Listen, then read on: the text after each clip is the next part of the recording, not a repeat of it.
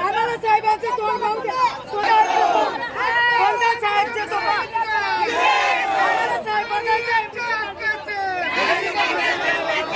आम्ही 15-3 हप्ते झाले गटारचं पाणी पितोय. हे म्युन्सिपालिटी काय कामाचे?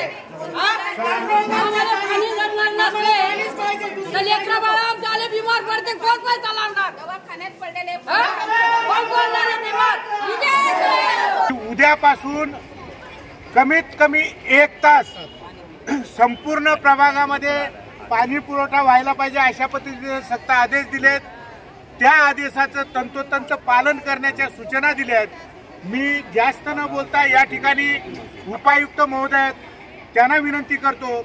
आम्ही तर सांगितलेलं आहे लोकांना, पण आपण सुद्धा प्रशासनाच्या वतीनं आपण सांगावं अशी विनंती करतो. सर्वांनी जे सन्माननीय नगरसेवक महोदय व आपल्या सर्व डेलिगेशननी जे निवेदन माननीय आयुक्त महोदयांना दिलेलं आहे आणि आपल्या समस्या व अडचणी मांडून सविस्तर चर्चा आता झालेली आहे, त्यानुसार माननीय आयुक्त महोदयांनी आम्हाला सूचना दिल्याप्रमाणे आणि नानासाहेबांनी आता सांगितल्याप्रमाणे आम्ही त्याचं सूचनेचं तंतोतंत पालन करू आणि उद्यापासून रोज सकाळी 1 तास पाणी परिपूर्ण आम्ही देण्याचा तुम्हाला प्रयत्न करू.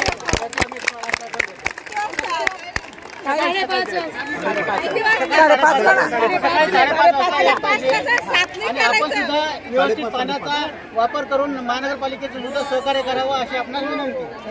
कोणार्क, अपना शहर अपनी बातें.